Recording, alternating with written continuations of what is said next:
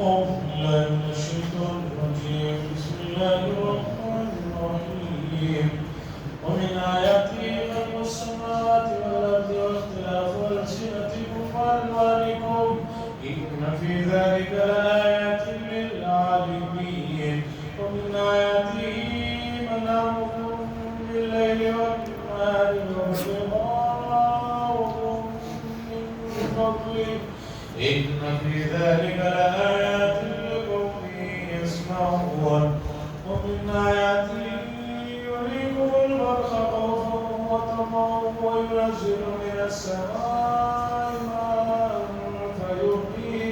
فيحيي به الأرض بعد موتها إن في ذلك لآيات لقوم يعقلون ومن آياته أن تقوم السماء والأرض بأمره ثم إذا دعاكم دعوة من الأرض إذا أنتم تخرجون وله من في السماوات والأرض كل له قانتون وهو الذي يبدأ الخلق ثم يعيده وهو أهون عليه وله المثل الأعلى في السماوات والأرض وهو العزيز الحكيم. سورۃ مکی ہے اور مکۃ المکرمہ کے آخری زمانے میں نازل ہونے والی سورتوں میں سے ہے اور مکی سورتوں میں توحید کے مضامین کو بڑی شدت کے ساتھ جو ہے بیان کیا جاتا ہے چونکہ مکۃ المکرمہ میں مشرکین اور کفار کا بڑا طبقہ رہتا تھا انہیں توحید کا مسئلہ سمجھانا ضروری ہے. مدینہ منورہ میں جو صورتیں نازل ہوئی ہیں ان میں احکامات زیادہ ملیں گے اس لیے کہ مدینہ منورہ میں مسلمانوں کا بڑا طبقہ تھا اب ان کے لیے مسائل اسلامی جو احکامات ہیں ہر چیز سے متعلق تو مدنی صورتوں میں احکامات کا آپ کو زیادہ حصہ ملے گا. مکی صورتوں میں توحید رسالت یعنی حضور کو رسول مانو اور آخرت کا مسئلہ زیادہ ملے گا. اب جو آیتیں میں نے آپ کے سامنے پڑھی ہیں ان آیتوں سے پہلے آیتوں میں اللہ تعالیٰ نے اپنی جو نشانیاں ہیں دنیا میں زمین و آسمان میں ان کو بتا رہے تھے انہی میں سے اللہ فرماتے ہیں ومن آیاتی اور اس کی نشانیوں میں سے ہے کہ آسمانوں کو اور زمینوں کو پیدا کرنا اور تمہاری بولیوں کا اور تمہارے رنگوں کا مختلف ہونا. یہ اللہ کی نشانیوں میں سے ہے کہ کتنی بولیاں اس نے بنائی اور سب سے زیادہ بولیاں جو بولی جاتی ہیں سروے کے مطابق وہ ہمارا ملک. پھر ہر بولی کے الگ لب و لہجے ہیں. اردو زبان ہے. اب آپ دیکھ لیجئے منہاج نگر والوں کی اردو زبان الیاس نگر والوں کی دیکھ لیجئے ٹیلی روڈ کی دیکھ لیجئے سیوالی نگر کی دیکھ لیجئے سب اردو بول رہے ہیں لیکن سامنے والا بولتے ہی آدمی کو معلوم ہو جاتا ہے بھی انہیں ہمارے محلے کا نہیں بازو کے محلے کا یہ کی زبان بول رہے ہیں. پھر علاقوں کا فرق حیدرآباد والے وہ بھی اردو بول رہے ہیں ان کی اردو الگ رہے گی. صرف اردو زبان کا مسئلہ نہیں عربی زبان کا لے لیجئے. عربی زبان تقریباً 56 ملکوں میں تقریباً عربی زبان بولی جاتی ہے. اس میں 27 تو ایسے ملک ہیں جن کی سرکاری زبان ہی عربی ہے لیکن جو ہی آدمی بولتا ہے ماہر آدمی فوراً پہچان لیتا ہے یہ کس علاقے کا ہے کس ملک کا. انگریزی کو لے لیجئے اس وقت انگریزی کا زیادہ چل رہا ہے. انگریزی دنیا بھر میں بولی جاتی ہے لیکن ہر ملک والے کے انگریزی دوسرے انگریزی سے جو ہے معلوم ہو جاتا ہے کہ یہ فلاں ملک والے کے انگریزی ہے. کنڑا صرف ہمارے اسٹیٹ کی زبان ہے. اس زبان کو آپ ذرا غور کریں گے تو پتہ چل جاتا ہے کہ یہ ادھر کے علاقے والوں کی کنڑا ہے یہ وہ ادھر کے علاقے والوں کی کنڑا ہے. پھر اس میں زبانوں میں آپ دیکھیں کہ مختلف آدمیوں کا یا مختلف جو ہے خاندانوں کا لب و لہجہ الگ ہوتا ہے. ہمارے یہاں کنڑی زبان خاص طور پر یہ جو چارہ بیچنے والے ہوتے ہیں ان کی آپ زبان سنتے ہی ہمیں معلوم ہو جاتا ہے یہ چارہ بیچنے والے لوگ ہیں. وہ کھینچتے ہیں، لمبا کھینچ کر بولتے ہیں، ایک چھوٹا لفظ بھی بولیں گے کھینچیں. تو اللہ کی قدرت دیکھیے، نشانیوں میں سے ہے یہ تو کتنی زبانیں ہیں اس کا کوئی علم نہیں. تازہ تحقیق بتا رہی ہے کہ روزانہ دنیا میں تقریباً 100 کے قریب زبانیں مردہ ہو رہی ہیں، ختم ہو رہی ہیں. کیوں؟ اسے بولنے والے نہیں ہیں. جیسے بہت سے الفاظ کوئی نہ بولے تو ختم ہوتے ہیں، اسی طرح وہ زبانوں کو بولنے والے ختم ہونے کی وجہ سے وہ زبانیں ختم ہو رہے ہیں. اس کے باوجود کتنی زبانیں ہیں اللہ بہتر جانتا ہے. پھر ہر زبان کا الگ لب و لہجہ، اور یہ اللہ کی بڑی نشانی ہے. اگر پوری دنیا میں صرف ایک ہی زبان ہو جاتی تو بہت بڑا مسئلہ ہو جاتا. آپ کہیں گے بھی کیسے؟ ایک ہی زبان ہو جاتی تو اچھا تھا، آدمی کہیں بھی جائے کہیں بھی آئے تو جو ہے اسے کوئی مسئلہ ہی نہ ہوتا. نہیں، زبانوں کا مختلف ہونا ہی بہت بڑی نعمت ہے. کیوں؟ اس لیے کہ آپ ایک زبان جانتے ہیں، ایک زبان نہیں جانتے. آپ کسی سے راز و نیاز کی بات کرنا چاہ رہے ہیں تو اس دوسری زبان میں کہیں گے تو سامنے والے کو پتہ بھی نہیں چلے گا. اب ایک ہی زبان ہوگی تو کاروبار میں بڑی پریشانی ہو جائے گی. آپ دیکھیے بنگلور میں کاروبار میں خاص طور پر کاروبار کے لیے میں نے دیکھا کہ مارواڑیوں کی زبان جو ہوتی ہے وہ کاروباری لوگ زیادہ ہوتے ہیں. آپ جا کر ایک چیز پوچھتے ہیں اس کی وہ قیمت بتاتے ہیں، پھر جب آپ ذرا اس میں کمی بیشی کرتے ہیں تو وہ دو آدمی آپس میں بات کر لیتے ہیں دکان میں جو بیٹھے ہوئے کہاں تک دے سکتے ہیں. اب وہ گنتی اور وہ حساب ہمیں نہیں معلوم ہوتا تو وہ راز رہ جاتا ہے. اور پھر لب و لہجے ہیں، اگر جو ہے یہ لب و لہجے نہ ہوتے تو آدمی کا امتیاز کہاں ہے. زبانوں کے مختلف ہونے کی وجہ سے دنیا کے بہت سے لوگوں کو جو ہے اس سے ان کی روزی روٹی کا مسئلہ جڑا ہوا. سب ایک ہی زبان کے ہوتے ہیں تو پھر یہ ٹرانسلیٹ کے کام کے لیے کسے رکھا ہے؟ ترجمے کا کام کون کرتا؟ اب صرف ترجمے کے کاموں کی وجہ سے کتنے لوگوں کی روزی روٹی جڑی ہوئی ہے. میرے ایک ساتھی ہیں ٹرانسلیٹ کرتے ہیں اردو سے عربی، عربی سے اردو، انگریزی سے اردو، انگریزی سے عربی. بہت اسٹینڈرڈ ترجمہ کرتے ہیں، ایک لفظ کا 1.5 روپیہ لیتے ہیں. زید گھر میں ہے یہ ایک جملہ تو اس میں زید نام، گھر میں ہے یہ 2 لفظ بن جاتے ہیں 3 روپے. اس کا انگریزی میں اگر ترجمہ کریں کتابوں کا ترجمہ کرتے ہیں، کوئی 1 روپے میں کر رہا ہے، کوئی آدھا روپے میں کر رہا ہے. اور بعض حضرات جو ہے یہ بھی حماقت کرتے ہیں کہ بھی کیوں پیسے دے کے کرائیں، گوگل میں ترجمہ کر لیں گے. اور گوگل والا وہ ترجمہ کرتا ہے کہ مت پوچھیے. بڑی ہنسی آتی ہے. گوگل کے جو ترجمے ہیں وہ ابھی بہت بچہ ہے. گوگل جو ہے ترجمے کی لائن میں تو میں یہ مانتا ہوں بہت بچہ ہے. بہت معمولی آدمی بھی اس کے ٹرانسلیٹ سے پریشان ہو جاتا ہے. موٹی مثال میں دیتا ہوں، جس نام کو آپ پوچھیں گے ہر تیسرے نام کا ترجمہ وہ گاڈ گفٹ دیتا ہے. لوگ نام رکھے اس کا کیا ترجمہ، کہاں سے رکھا، گوگل سے رکھا، کیا ترجمہ، گاڈ گفٹ. ہر تیسرے لفظ کا ترجمہ اس کے پاس گاڈ گفٹ ہے. اور ایک زبان میں جو آدمی ٹرانسلیٹ کرتا ہے اس کی جو بات ہوتی ہے، اس کے جو تاثیرات ہوتے ہیں وہ اس میں نہیں آتے. اور ہر زبان کا ایک مسئلہ یہ ہے کہ ہر زبان میں ٹرانسلیٹ کرنے والوں سے یہ غلطیاں ہوتی ہیں، ہر لفظ کے نیچے وہ لفظ کا ترجمہ رکھ دیتے ہیں، اس سے ترجمہ نہیں بنتا. ہر زبان کی اپنی خصوصیات ہیں، امتیازات ہیں. مثلا اردو میں جو آدمی کام کر رہا ہے اسے پہلے نمبر پر رکھا جاتا ہے. میں گھر جا رہا ہوں، انگلش میں بھی تقریباً ایسے ہی ترجمہ بیٹھتا ہے، لیکن عربی میں ایسا نہیں ہوتا. وہاں فعل پہلے آتا ہے، فاعل بعد میں آتا ہے. اسی طرح موصوف صفت کا مسئلہ ہے. اردو کے اندر جو ہے موصوف بعد میں آتا ہے، صفت پہلے آ جاتی ہے. محترم پہلے لفظ بولا جاتا ہے، اس کے بعد آدمی کا نام لیا جاتا ہے. یہ اردو کی خوبی ہے.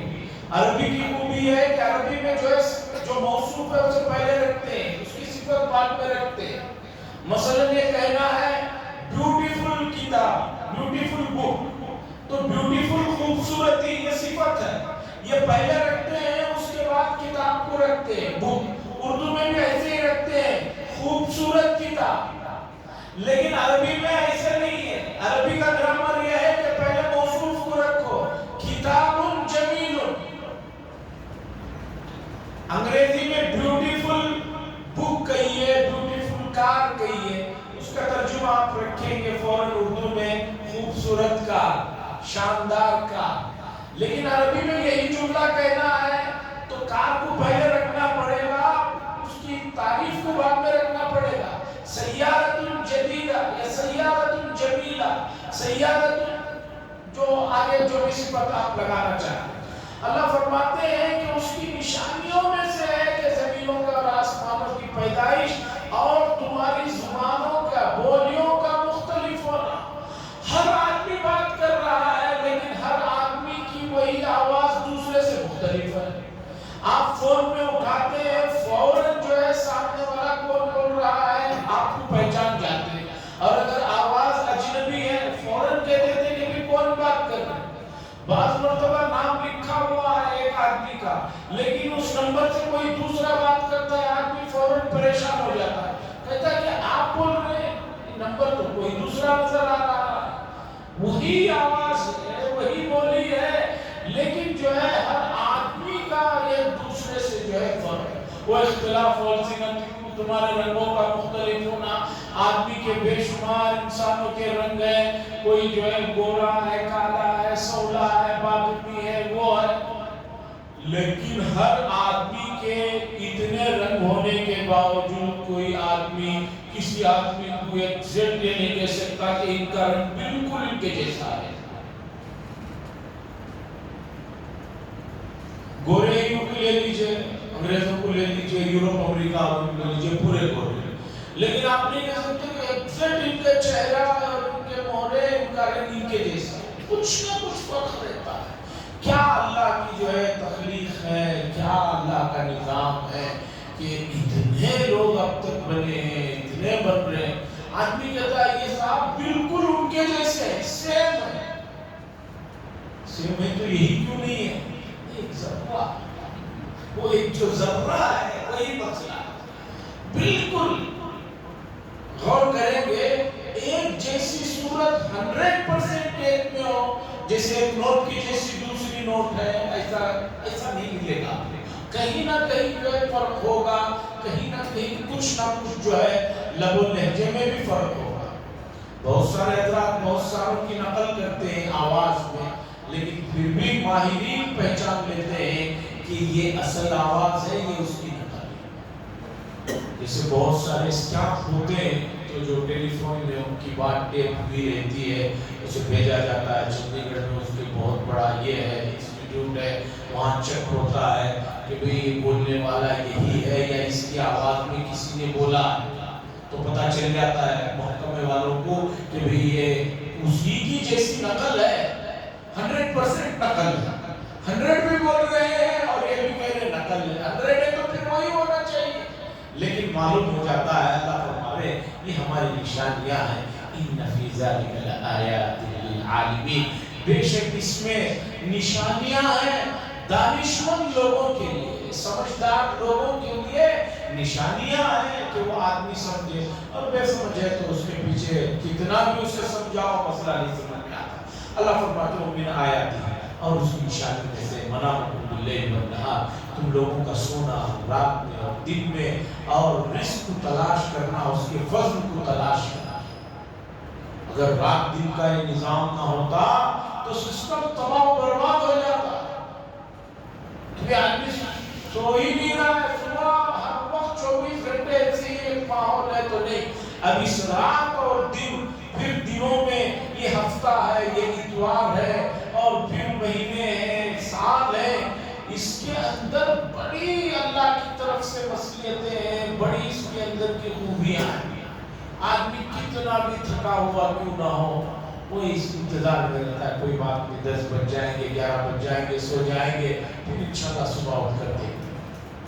رات کو سو کر صبح اٹھتا ہے تو نیا تازہ دم ہوتا ہے اور کئی چیزیں بھول جاتا ہے. یہ زمانے وقت گزرنے کے ساتھ غموں کو بھی جو ہے آدمی بھول جاتا ہے. یہ سب چیزیں جو ہے اللہ فرما رہے ہیں ہماری نشانیوں میں سے ہے. تم لوگوں کا رات کو اور دن کو سونا اور رزق کو تلاش کرنا, یہ نشانیاں ہیں. اگر ایسا نہ ہوتا تو بڑے مسائل ہو جائیں. ان فی ذلک لآیات لقوم یسمعون, بے شک اس میں البتہ نشانیاں ہیں اس قوم کے لیے جو سننے والی ہے. سننے سے مراد سمجھنے والا سننا. سننا تو سب لوگ سنتے ہیں, سمجھنے والا جو سننا ہے ایسے لوگوں کے لیے اس میں نشانی. وہ من آیات ہے, اور اس کی نشانیوں میں سے ہے کہ وہ دکھلاتا ہے تم بجلی. بجلی کے چمک سے خوف و طمع, تمہیں ڈر بھی لگتا ہے اور امید بھی. بجلی چمکتی ہے, بہت سے مرتبہ آدمی کو ڈر ہوتا ہے, اور گرمی میں ہے تو آدمی کو امید ہوتی ہے کہ بجلی چمک رہی ہے, بارش ہوگی. تو ایک کسان کو پوچھئے, ایک گاؤں کے آدمی کو پوچھئے کہ جن کی زندگیوں بارش پر ٹکی ہوئی رہتی ہے, وہ کتنا. شہر والوں کو تو لگتا ہے بارش مصیبت ہی ہے, شہر والے تو سب پہ بارش آ گئی, پریشان. انہیں کیا پتا کہ جو کچھ وہ کھا پی رہے ہیں اس بارش کی تو بدولت کھا پی رہے ہیں. بارش نہ ہو تو پیداوار ہوگا, اور بارش کا صحیح وقت پر نہ ہونا بھی بڑا مسئلہ. ابھی میں ان کے بعد گھر گیا ہوا تھا تو بہت سارے احباب جو زراعت کرتے ہیں ان لوگوں نے کہا بارش ہوگی لیکن 1 ہفتہ لیٹ ہوگی, 2 ہفتے لیٹ ہوگی.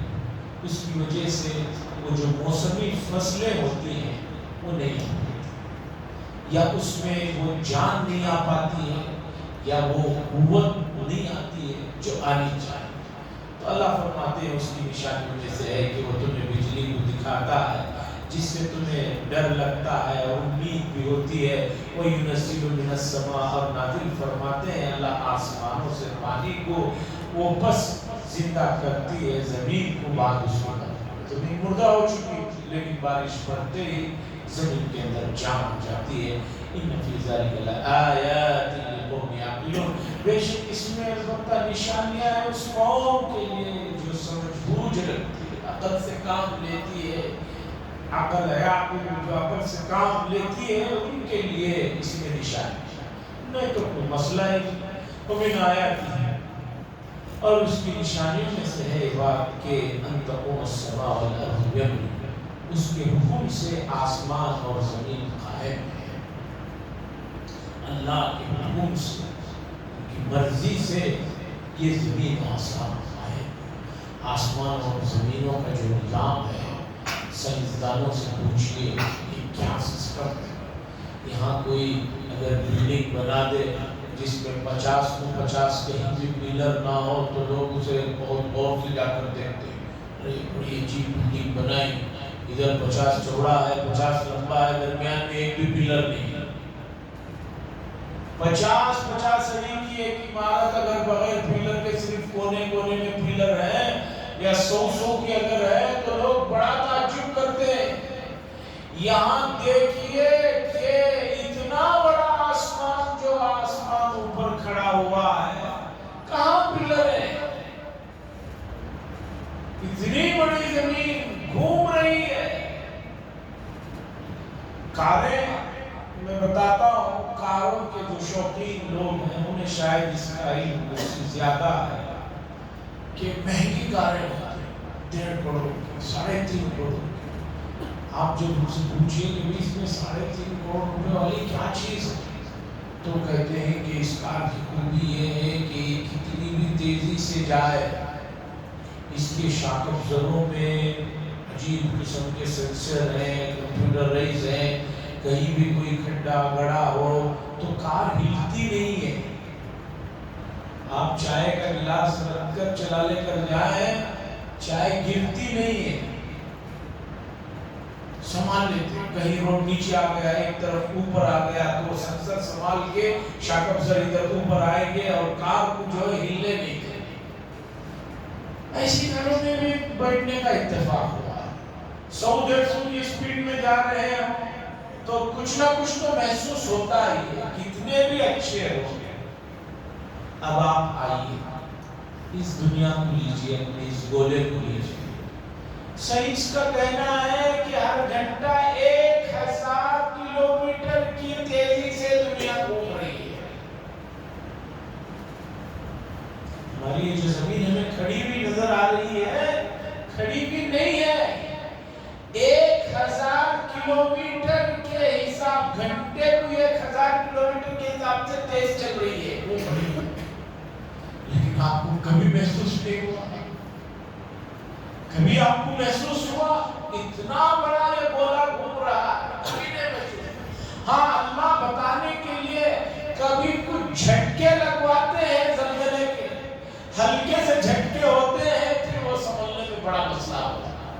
تو یہ ہے نظام اللہ کا، اسی کے حکم سے یہ آسمان اور زمین کھڑے ہیں۔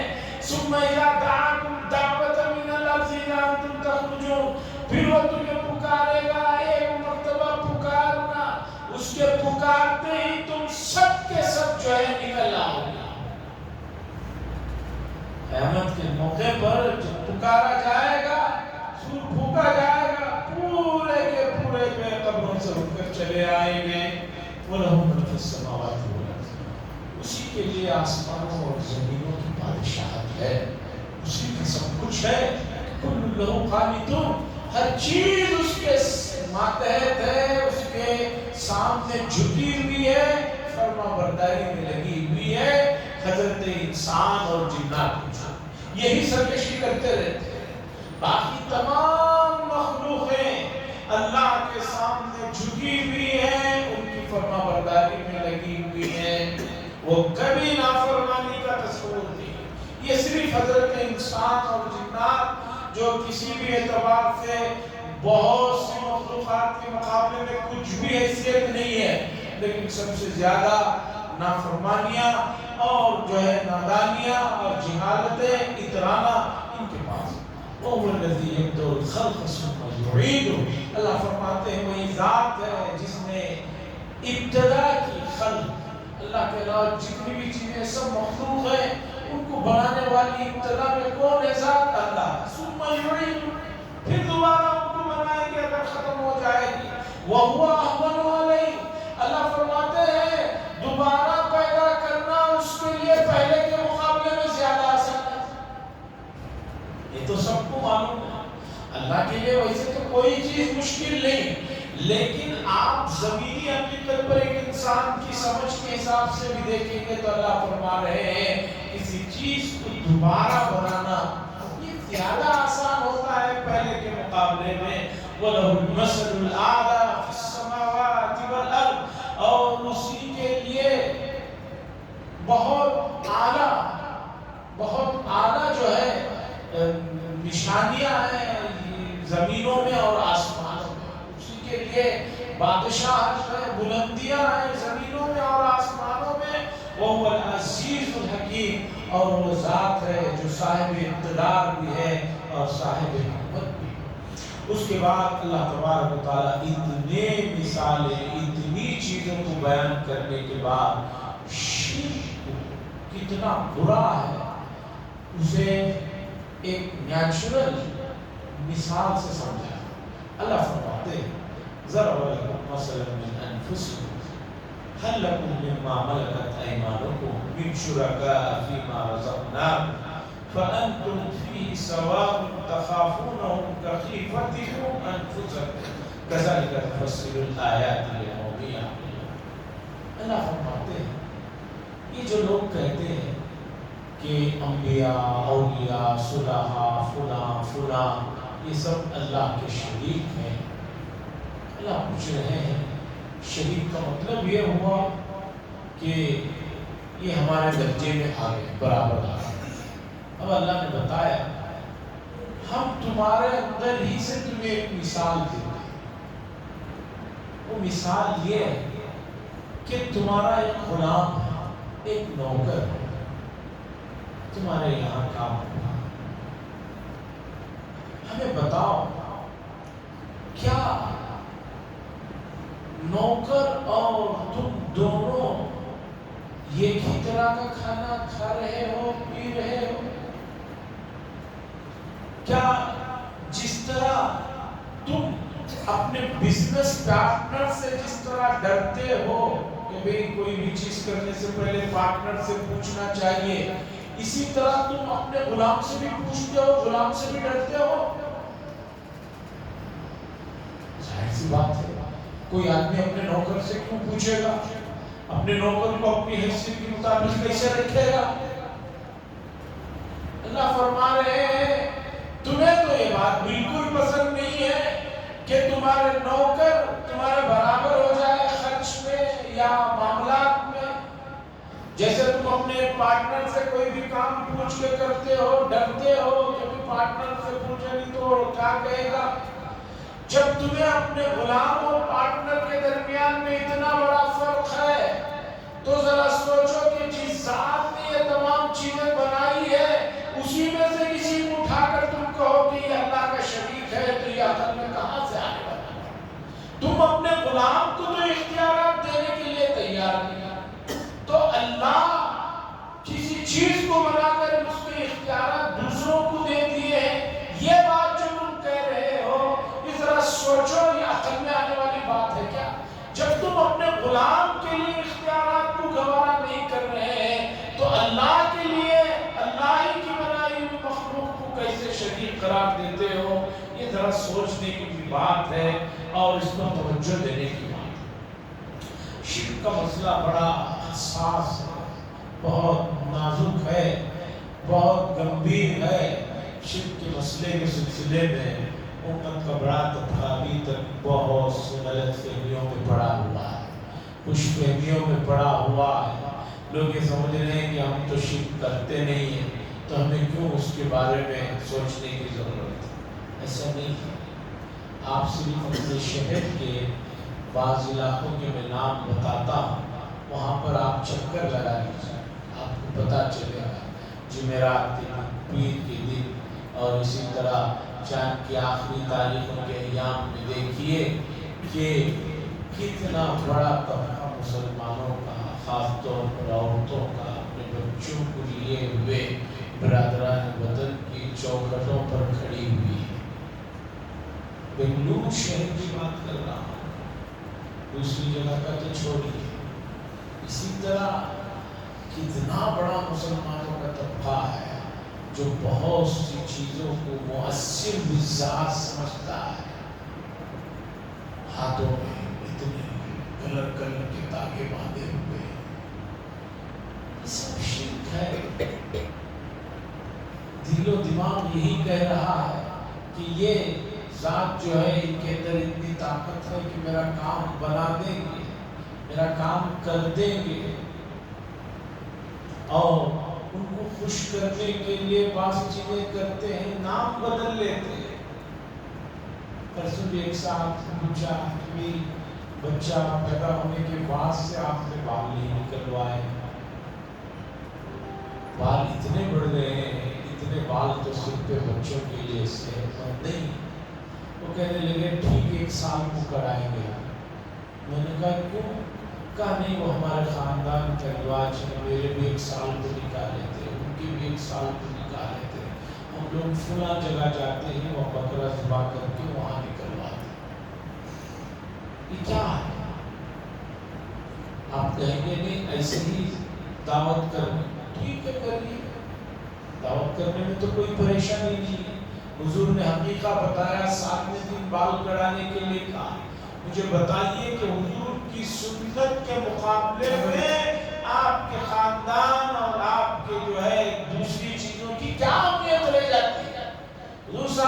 میں حضرت حسن حسین رضی اللہ تعالیٰ عنہ کے پاس آپ نے دن کڑائے تھے اور جو ہے اس کے بعد جو ہے قربانی کی تھی، عقیقہ کیا تھا۔ آپ 1 سال کے بعد فلاں مخصوص جگہ پر جا کر کرتے ہیں، وہاں نکلواتے ہیں، کیا پیچھے اس کی لاجک ہے؟ کیا دل و دماغ میں یہ ہو رہا ہے؟ ڈاکٹر اقبال صاحب نے کہا ہے اپنا یار ہے سو بھیس بنا لیتی ہے۔ بہت سی چیزیں آدمی جو ہے صرف نام بدل لیتے ہیں، جیسے آج کل بہت سے ڈرنکوں کے نام بدل گئے، انرجی ڈرنک ہوتا اس میں الکوہول ہے، کسی نہ کسی مقدار میں الکوہول ہوتا ہے، لکھا ہوا رہتا ہے نان الکوہولک، نان الکوہولک لکھا ہوا رہتا ہے، لکھنے سے کیا ہو جاتا ہے؟ اس لیے کہ بغیر الکوہول کے اس طرح کے ڈرنک کہ جسے ایک بار پینے کے بعد آدمی کو بار بار پینے کا دل نہ کرے، ایسا ہو ہی نہیں سکتا۔ یہ نیچرل بات ہے، اسے سمجھیے۔ بچوں کو گھر کی غذا کھلائیے، اترتی نہیں، اتنا کوشش کیجیے اچھا گوشت بنا کر بریانی بنا کر، اترتی نہیں۔ لیکن اس طرح کی چیزیں جس میں اس طرح کی چیزیں ملی بھی رہتی ہیں تبھی اترتی ہیں۔ تو بتانا یہ ہے کہ ماحول شرک کے سلسلے میں ہر آدمی کو ہر وقت غور و خوض کرتے رہنا چاہیے، کہیں میرے سے ایسے کوئی چیز میرے دل و دماغ میں نہ بس گئی ہو جو شرک کے مشابہ یا شرک کے قریب ہے۔ اس لیے اسماء اور صفات کے معاملے میں بہت ساری چیزیں ہیں، اللہ تعالیٰ نے اس آیت میں اسی چیز کو بتایا ہے اور کچھ وضاحتیں ہیں۔ اور یہ بھی بتاتا چلوں آپ حضرات کو، وہ UCC یعنی uniform civil code to law commission کو مشورہ دینے کی جو تاریخ 14 تھی، اس تاریخ کی مدت اور بڑھا دی گئی ہے، اور ابھی بھی بے شمار لوگ ایسے ہیں پڑھے لکھے اعلیٰ قسم کے موبائل رکھنے والے جنہوں نے لا کمیشن کو اپنی رائے نہیں بھیجی ہے۔ اور الحمدللہ سب سے پہلے میں سمجھتا ہوں ہمارے مسجد میں بہت پہلے سے باہر سہولت کے لیے وہ QR کوڈ کے پرچے اردو کے انگریزی کے طریقہ کار کے لگے ہوئے ہیں، جاتے ہوئے اپنے بھی فونوں سے اپنے گھر والوں کے بھی فونوں سے لا کمیشن کو رائے بھیجیں۔ اور الحمدللہ اور بھی کئی مذاہب والوں نے لا کمیشن کو بھیجنا شروع کر دیا ہے، جین مذہب والے ہیں، سکھ ہیں اور قبائلی ہیں، عیسائی ہیں، وہ سب کہہ رہے ہیں کہ بھئی یونیفارم سول کوڈ اس ملک میں مشکل ہے، اور ہمارے اپنے جو مذہبی چیزیں ہیں اسے اس کے ساتھ نہیں میل کھاتا۔ دوسروں کا تو معلوم نہیں ہے، لیکن امت مسلمہ کو تو جو ہے اس سلسلے میں حساس ہونے کی ضرورت ہے، اور دعائیں بھی کرتے رہنا ہے کہ اللہ تعالیٰ دین کے احکامات پر ہمیں جیسے اس کے فضل و کرم سے پہلے آزادیاں تھی، اللہ تعالیٰ ایسے ہی اور آزادیاں عطا فرمائے، اور اس پر عمل کرتے ہوئے زندگی جینے کی، اور اسی حال میں ایمان پر خاتمہ ہو، ایسی سعادت ہم سب کو نصیب فرمائے۔ وآخر دعوانا الحمدللہ لک الحمد والشکر یا اللہ، اللہم صل علی سیدنا شفیعنا نبینا حبیبنا مولانا محمد، اللہم انت السلام و منک السلام تبارک یا ذا الجلال والاکرام، صلی اللہ تعالی وسلم علی خیر خلقہ محمد وعلی آلہ وصحبہ اجمعین۔